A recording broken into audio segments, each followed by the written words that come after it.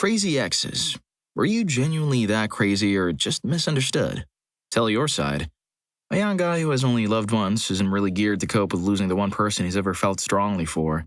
As a child, you try and bargain your way into everything, striking deals with parents or teachers, and when you don't get what you want, there is usually compromises upon the horizon.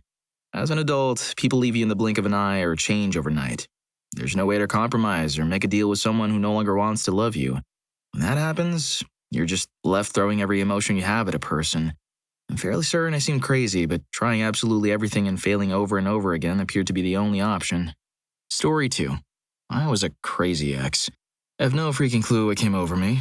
He was my first serious boyfriend, and both being in our late teens, we sort of outgrew each other after 18 months. We split up amicably and remained close for a while, but we kept slipping back into the casual affection we'd always shown each other. We'd be walking together and suddenly realize we were holding hands. We agreed to put some distance between us to help us both move on. That's when the crazy hit me. I don't really want to go into detail, but I did all the classic crazy ex things. Texting him constantly, threatening, etc. I plummeted into a deep depression and somehow blamed him for it while believing that we could get back together, despite the relationship having come to its natural end. It felt like a bereavement to me. I don't remember how it came out of crazy mode. I guess it just wore off after a while. I'm deeply ashamed of it all now, but it was over a decade ago. Maybe I reacted that way because he was my first love, and at my young age, 18 months seemed like a long time to have been together. I knew I was acting totally crazy and over the top, but I didn't care. I just wanted him back at any cost. It was really out of character for me to be so wildly out of control. I'm a very introverted and private person.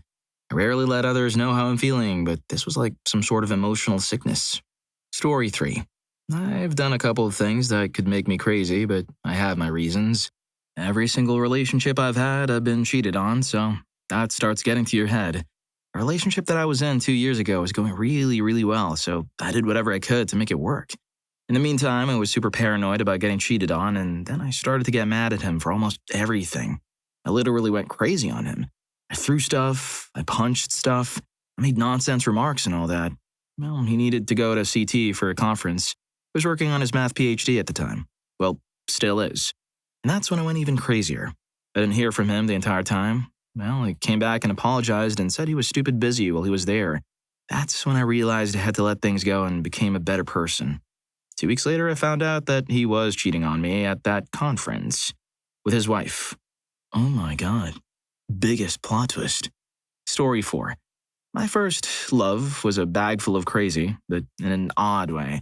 Just cruel, I suppose. She lost her V-card to me and we were planning on getting engaged. But after she lost her V-card, she turned into a borderline intimacy fixation. I couldn't keep up with her at all. If we had less than 2 hours of intimacy daily, she'd insult my manhood and make fun of me in front of all her friends. She'd cut me off and, as I found out later, would fool around with lots of other people during that downtime. She'd also make a sport out of fooling with someone else and then seeing how quickly she could get me over to be with her. I was genuinely used. Odd.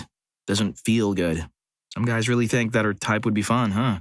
But the worst is that once she finally broke up with me, she'd call every day or every other day to let me know who she fooled around with while we were together and how and what day and how she came over right after. And she'd only tell me one person or event at a time.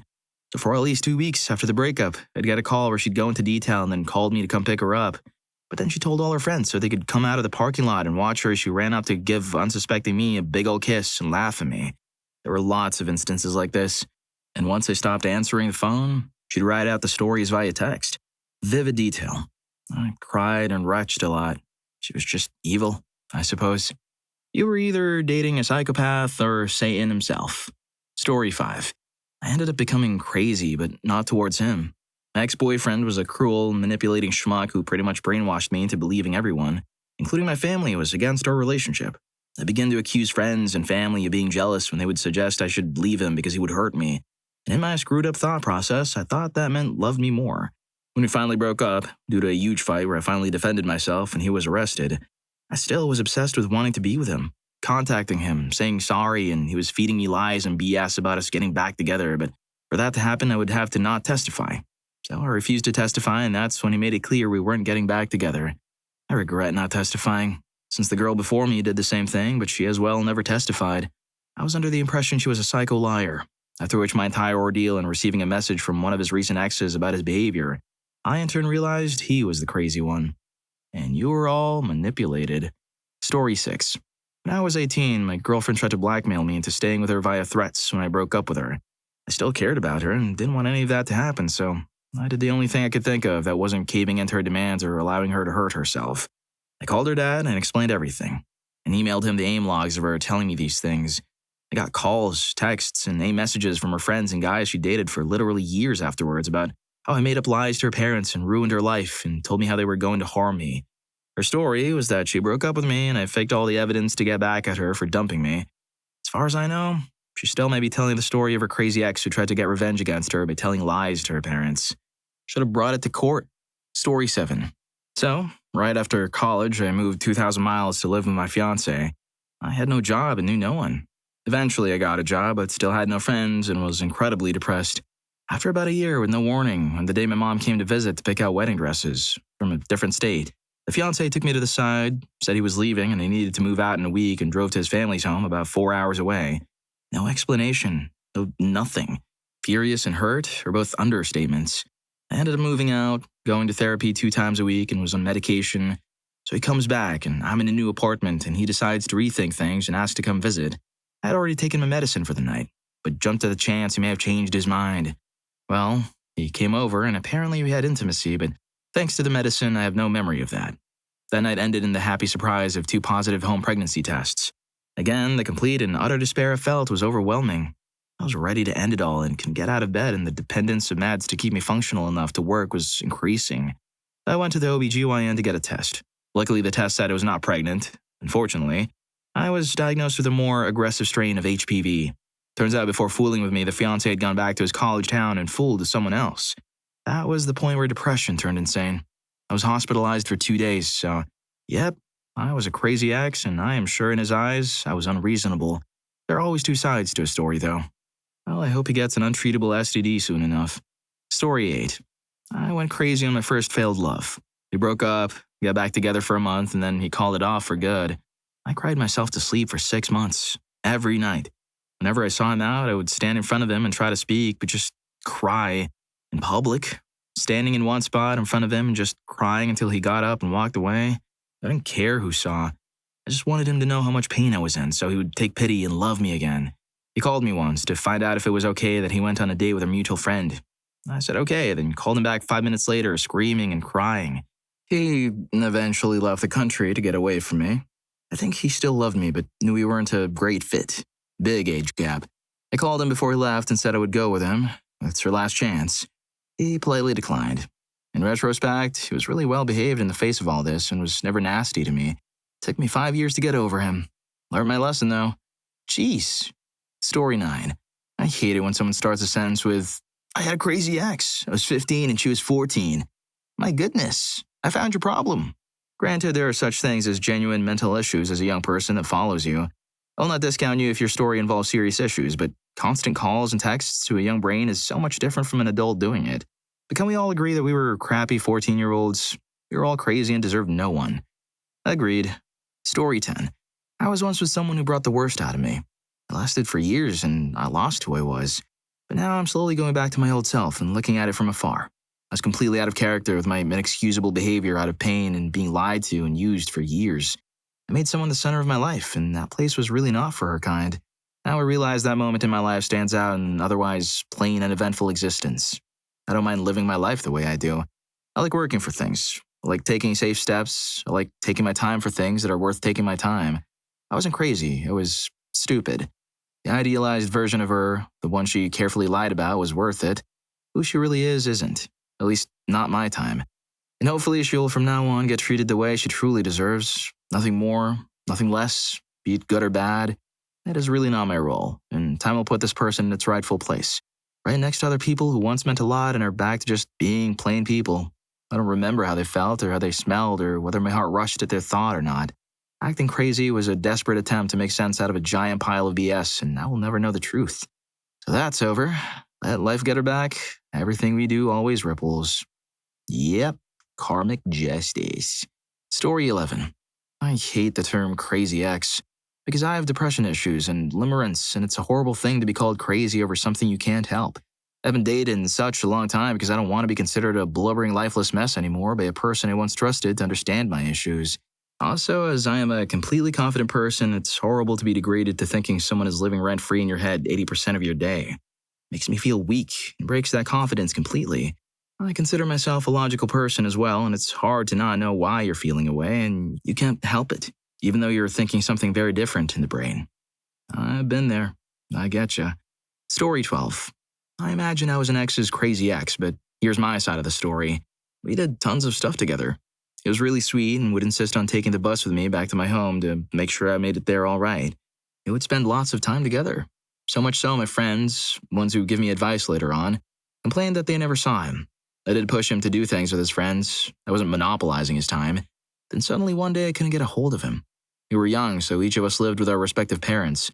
His mom was an old European immigrant whose English was very poor. She didn't like me from the beginning. His dad did, though. When she answered and said, "Name not here. Call back at 8 o'clock." I thought for sure she was lying and had some ulterior motive. I did call back at 8 o'clock, but she yelled at me to call tomorrow. He was using the bathroom, taking a bath or shower in bed, whatever. This went on for a while, and I even complained to friends because I had no idea what the heck was going on.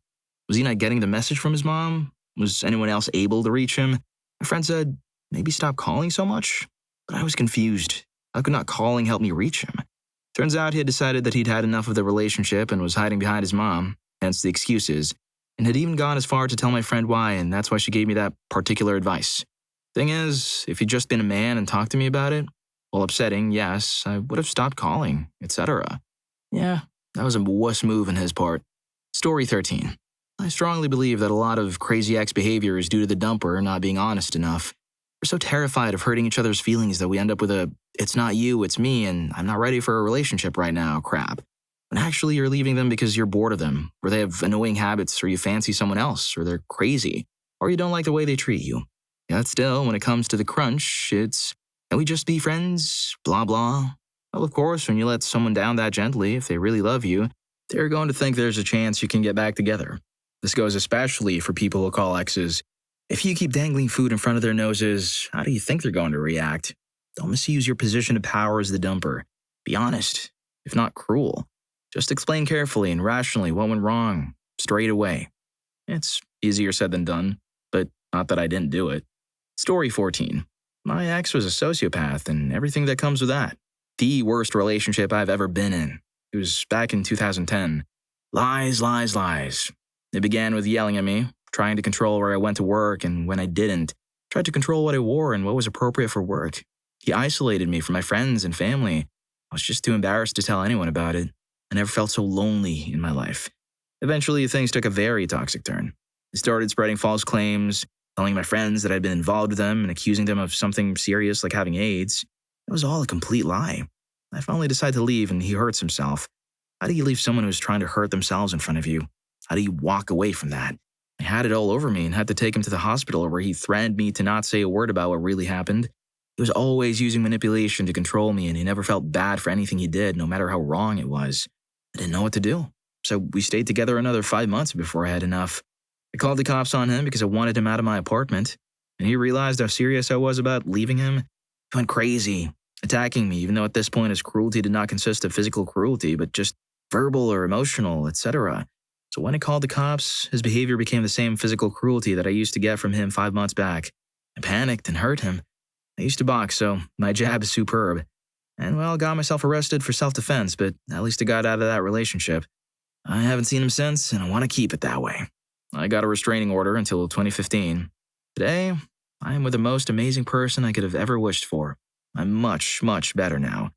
I wouldn't have taken him to the hospital. Story 15. I harmed my first girlfriend. Nothing serious, but enough to scare her. She'd been hot and cold on me repeatedly for months and was the first girl I fell in love with at age 14. She would, for no reason, tell me she was breaking up and then would try to get back together a week later.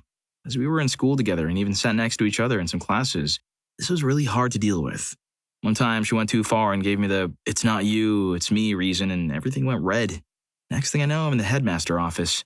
I had to go to counseling, but she left the school after that and I never saw her again. Other peoples came up to me afterwards and told me how much they hated her, so it ended well. She might think I'm still out to get her, and I'd still like to apologize to her, though, given the chance. Yeah, I don't know what you did, but yeah, I think you should apologize. Story 16. I'm crazy, but I'm not quite an ex yet. I'm very lucky to have a partner who somehow is able to cope with my madness and understand when I just need time to be insane before I can cool down again. That being said, there are just moments in a relationship when I just feel I lose all control of my sanity. I've done things such as putting myself on sleeping medication, walking long distances, and putting myself in risky situations. In those moments, I knew I was acting crazy, but I didn't care about myself or the future consequences of my actions.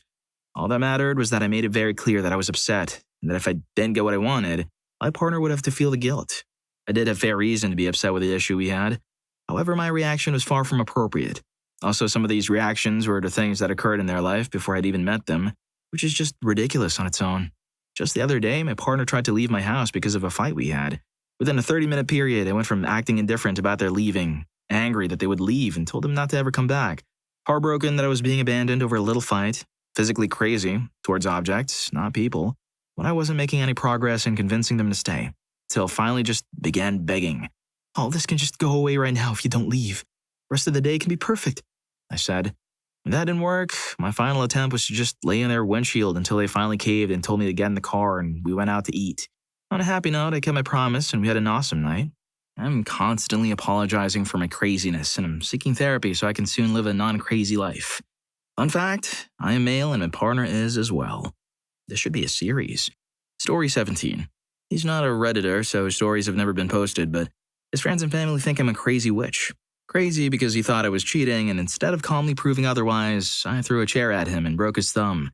Misunderstood because I left my laptop on and open in the kitchen because I was checking my email when he came over. He immediately walked over and started scrolling through and clicking on messages. Understandably, right? My reaction was, dude, what are you doing? And I closed my laptop. He freaked out, thinking that I was hiding something and was cheating on him. He started picking things up and throwing them at me. They did this a lot. I have a guinea pig, and he proceeded to kick his cage. At this point, I picked up a chair to protect myself, and as I was lifting it, he put his arms out in front of it, and the chair hit his thumb. Number 2, crazy because he sent me to jail. Misunderstood because he finally agreed to pay me back money he borrowed almost a year ago if I gave him a receipt. I wrote it, signed it, and he took the receipt without giving me the money. In an attempt to stop him from leaving, I took his glasses off his face so we could do an exchange. In the process, I accidentally scratched his nose. Not a big deal. Didn't feel or notice it, and we stuck around for 30 more minutes talking things over. We then parted ways and went home. Next thing I know, 3 cop cars show up and lock me up. I got let go with no charges, no court, no bond or bail, and all the law enforcement involved laughing at the ridiculousness of the situation. But I was locked up for over 24 hours, denied vegetarian food and the medication that I take daily, sleeping on the floor. And I hope they experience the same thing. If you're enjoying the video, don't forget to hit that subscribe and like button for more videos like this. Story 18. In all of the instances of my being a crazy ex, they wanted intimacy. I wanted more. I told them I wanted more, and they strung me along for the intimacy instead of being upfront and walking away. The first time a guy was upfront about only wanting an FWB situation, I don't want to be attached after a string of schmucks who just used me for intimacy when they could have moved along. I was ready to try something new and have all parties be honest about their intentions. Turns out this FWB falls in love, and I turn into the schmuck. Sure, after a year I loved him, but not in a be with you forever way. 3 years after it ends, I still get random emails from him about how awful I am for stringing him along. It hurts because I was very careful not to lead him on. I told him it wasn't forever. I cared for him, but I was not going to be his wife ever, period. It's almost insulting being someone who was actually led on and lied to and was given false promises. I hope he finds what he wants out there. Story 19. Okay, I've been there. I was in this on-again and off-again situation in my very early 20s, which I now realize is a very bad idea. But hey, fell in love. During an on-again phase, I had a really awful feeling about the guy and this one girl. I tried my best to work past it, but it made me so upset. Every time I caught him lying or hiding his phone, I asked him if there was anything, and I would understand since we were broken up at the time. He said there was never anything and never would be. That would have been the end of it, but it wasn't. However, for me, I couldn't set the feeling aside, and I felt like I was sabotaging my relationship because she kept showing up everywhere, and I kept catching him in lies. He told me he only lied because he wanted to avoid a fight since I was so paranoid about the situation. Finally, a year later, the day after we had a fight, he said he was going out for lunch with some friends. I went out with my friends, and I saw her waiting outside the restaurant. She looked uncomfortable. Despite the situation, we had never actually spoken to one another. I went to the bathroom, called the guy, and told him I knew he was going to see her and that they had to go eat somewhere else because I was with my friends. He told me I had no right to tell him what to do, ever, that I couldn't control his life. I didn't want to face that situation, so I quickly went outside and introduced myself to her, apologized for how things were between us. Said I realized she was going to meet him and asked if they could eat somewhere else. She just smiled uncomfortably and said after she saw me go in, she was going to suggest the same thing. At this point, she was kind and I felt guilty, and I apologized for how uncomfortable things were. She said she understood, and then said, "But I hope you understand there's nothing between us anymore. Me and him are just friends now." At which point, anymore? And she outlined the fact that all those times in the past year I was going slowly insane, they were actually together. She thought we were broken up, that he had lied and led both of us on. Of course, I explained what I was told. She looked sorry, and I told her it was okay. Then, finally, the schmuck shows up across the street to come to lunch. She looks at him, raises her shoulder, and walks away. I go and lose my freaking crap like I never had ever in my life before. And that was when I was the crazy ex. It was justified. Story 20. I dumped this girl I was with because she started to control every aspect of my life. I figured if I lied about what happened to my newly dumped ex, we could be friends. It snowballed into a crap storm, and I had to do all I could to not get her wrath. This meant I had to go out of my way to be crazier than her. She went ahead and fooled with one of my friends to anger me. Sent her a picture of me sleeping with her cousin. She spilled my secrets and life story to everyone we knew. I accidentally left her SD card in one of the school's computers. She befriended a couple girlfriends that are close to me to get information on me. I ended up fooling with them too. She then broke down and deleted me from every social media that we're connected with to get away from me. I got hired as a manager for a new job where she was desperately trying to get an entry-level position. I'll be interviewing her for the position. She just doesn't know it's me yet. Give us an update, please. Story 21. I'm not sure if I count. I dated a sociopath in high school, and he was a master manipulator. He scared me into staying with him, manipulating my reality to the point that I felt like nobody. No authority could protect me. To some extent, it was probably true. He also managed to convince everyone but my parents and my best friend that I was heartless and feeling and manipulating him. I won't go into the details of our relationship, except that I was able to leave him when I moved away for college. I checked in regularly with mutual friends to see what his mental state was like. Would go into rages in which he wanted to hurt whoever he felt had wronged him, and to ensure that I still had 5 states between us. If I knew he'd been driving through my state at a certain time, I made a point to never be alone. Probably sounded like a stalker to these people. I found out a few months into my freshman year that he had knocked up someone. Over the next 9 months, I reached out to these mutual friends, begging them to please keep an eye on the girl, make sure she didn't have bruises, and keep an eye out for signs of cruelty. I was told that I was jealous, obsessive, that I needed to move on. I thought that screaming, crying infants would send him over the edge and that he'd take it out on her. She had twins. She was in one room taking care of one. He was in another room taking care of the other. By the time he handed the infant to his grandmother, it was gone. He did not go to prison. There was no physical proof, and nobody could get their story straight on what happened. The girl is still with him and has another kid. I'm still thought of as a crazy ex to a majority of those people from that time in my life. He'll get what's coming to him, hopefully. Story 22. Yeah, I was the crazy ex. To the other girl he was seeing. They'd been living together, talking about marriage, and when his side piece found out about me, he told her I was the crazy ex who didn't want to let him go and would stop by all the time. Yes, I would stop by the house where I lived for 2 years, because I lived there. When I found out about her, I moved out that day. When I was moving out, he got physical with me because he didn't want me to leave. But when she reached out to me later and told me all the crazy things he had told her about me, I had to just laugh when she said, "I heard you bit him." Yes, I did bite him. I'm sure he was scared for his life. What a wacko I am. Good of you to ask. There are always 2 sides to every story, especially when you date a sociopath. Good times. So why did you bite him? Story 23. I consider myself pretty sane and reasonable. However, there are people that have the ability to bring out the terrible and ugly in you. I had an ex that was a habitual over-the-line stepper, i.e. chatting up girls in front of me and getting their number because they were from Europe as he was, calling my cell nonstop when we fought, crying hysterically because I wouldn't return phone calls, spitting in my face, throwing my personal belongings around the apartment. It was really tough to deal with because I loved him so much, and to me, at the time, his redeeming qualities seemed to outweigh these nasty outbursts. It definitely brought out the ugly in me because he upped the ugly ante so much. Before I got out, I ended up with a charge, but thankfully was thrown out. What charge? Story 24. Was the crazy ex when I was about 16. Had this odd sort of long-distance relationship with a guy who was very on and off with his feelings. On multiple instances, he'd go from telling me he loved me and missed me terribly to an hour later saying I was too emotionally invested I needed to give him space. I thought I was in love with him. I realize now that I was just lonely. I was probably a bit overbearing, to be honest, but I was also in a constant state of hurt and confusion due to A, his changing his mind on me so frequently, and B, his constant posts on Facebook about other girls. How cute so-and-so looked tonight, how much he loved such and such, etc. At least once a week, we would have a big falling out where I would get upset over something he said over another girl, and he would tell me I was overreacting and that he'd always been this way. He was just friendly. Of course he loved me more than he loved those girls. He just couldn't make that publicly known because his mom didn't like me. What would happen to us if she was upset at him for liking me? I found out, also, that he frequently told our mutual friends about how crazy and overly emotional I was, and even made up stories about things I had said or done to make those friends ostracize me. After about 8 months of this on and off again deal, he ended things, and I was shocked by the fact that I didn't want to talk to him day in and day out. We'd been best friends before the relationship started.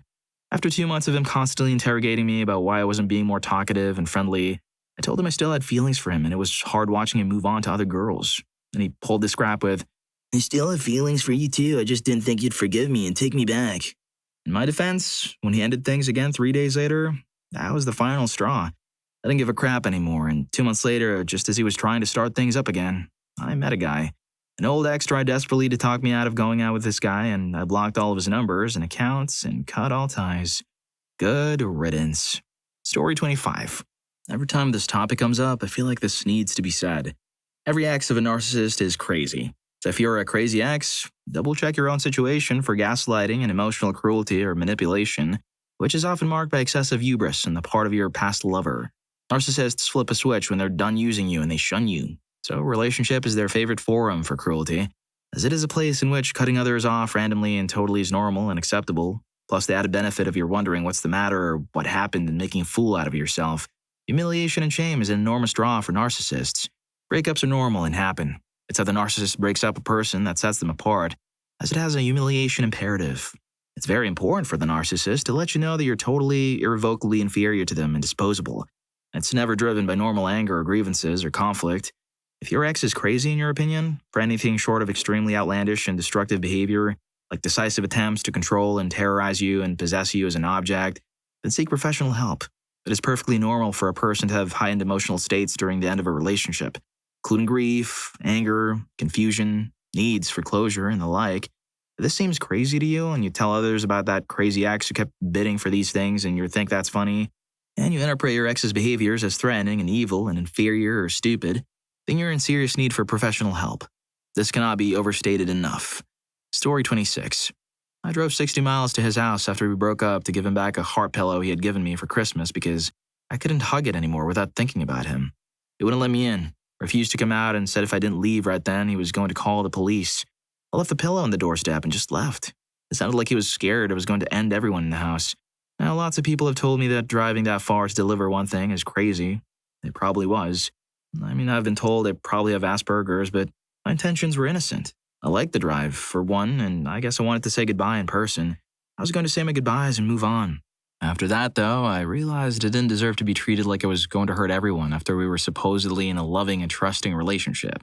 I got rid of my depression for months and was no longer interested in him. Story 27. I had an ex-girlfriend tell all our mutual friends that I had hurt her when she broke up with me and that I was emotionally and physically cruel. She neglected to mention that I had punched a hole in the wall of the bathroom, 2 rooms away from her, after she announced that she had just cheated on me with one of my good friends. So I definitely looked like the crazy ex-boyfriend. Lots of women avoided me for that reason without ever hearing my side of the story. She kept most of our friends in the divorce, unfortunately, so she was able to spin the breakup in her favor and make herself look really good. It was a dark, lonely couple of years for me. Having 2 of your best friends destroy your ability to trust people will do that. Story 28. I had a boyfriend who had a history of crazy exes. Lots of girls stalked him or sought revenge after he dumped them, and he was baffled by it. And he told me about this. I took it as a warning, since he was the only constant factor in all those bad breakups. After I'd been together for about a year, I'd got to know him well enough, and I'd heard enough about his exes that I had a theory. He was a bad breakupper. Not in the Seinfeld way, but he had a way of dumping women that would make most of them go psycho. The first reason was that he was a very open, loving, devoted partner. He had a way of making you feel like the most beautiful, interesting, and lovable person he had ever met. Not in a kiss bum way, just with a genuine warmth he had. The second reason was that once he decided that the relationship wasn't working, his feelings turned off like a switch. It would just turn cold.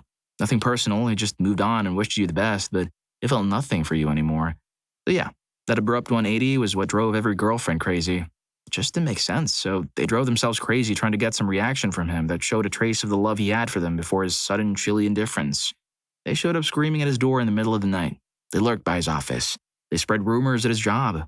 He still ignored them. I explained my theory to him, and he agreed that I had hit the nail on the head.